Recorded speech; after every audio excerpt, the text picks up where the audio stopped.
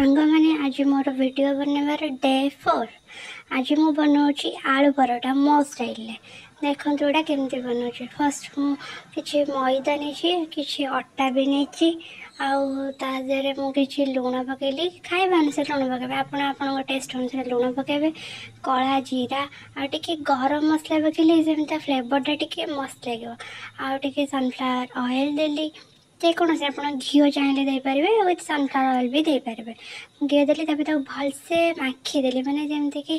Crispy परोटाटा crispy हम then ताको पानी मिसे दलिकी डो बनईकी रखीदेली देन आलू बॉयल आलू रखीदेली दुईटा ताको भलसे करदेली जमीती कि खंड खंड न रहिबो प्लेन रहिबो मैंने ताको चोखा बनइले मैं ताको चकटिकी रखिले तो से हलदी पियाज चुन चुन कर रखी लंका गुंड गोटा जीरा किसी गरम मसला आटा को ये कर भलसे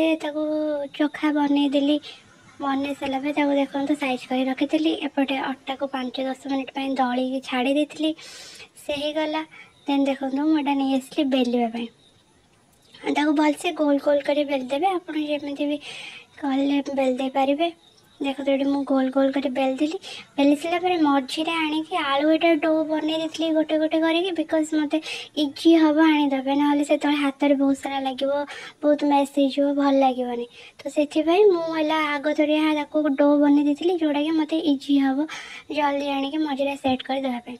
तो मत मुझे चाहिए कि स्क्वायर साइज आप चाहिए राउंड भी करें बट स्क्वायरटा बहुत इजी भी हम तो मुझे स्क्वायर साइज कर बेली देली सब देखो ये मुझे आस्ते आस्ते कर बेली देली बेलला पर एबे मुझे नहीं आसली गैस पर पैन बसईदेली पैन टी गरम हो गला देन मु गोटे गोटे कर सेकीदेवी फर्स्ट एपट सेपट करके भलसे मुझे सेकी दूसरी देखो एपट सेपट कर बार बार सेक दूसरी जमती कि न पड़ी मझे मझे गैस फ्लेमटा टी लो रखिए जमती कि न हम आप चाहिए घी ना बटर ना आपण इच्छा अनुसार मुझे सनफ्लावर ऑयल लगे देन ये देखो गोटे हो गला भलसे रेड रेड कर सेकीदेली एवं सेकेंड भी पकईदेली देखो केते बढ़िया क्रिस्पी और लाल लाल हो खाइबा को भी बहुत टेस्टी लगे आप थे ट्राए करूँ देखिए केते बढ़िया लगे खाइबा को एटा भी मोर सेकेंड वन मुझे सेकेंड बनईदेली देखो बहुत सारा भलसे एपट सेपट कर सेकिए जमी कंचा पियाजर स्मेल रही आदि पियाजर आपड़ बेसी समय न सेकुंट देन ताले पियाज को भलसे मऊली दी सतुली देकी भी चकटा बनईदेवे देखो मोर ये परोटा पूरा रेडी होगला केते मस्त देखा मुझे चली खाइबा को बाय आउ थे मो रेसिपी निजे ट्राए करें एंड मत कमेंट कहतु केमती लगुच।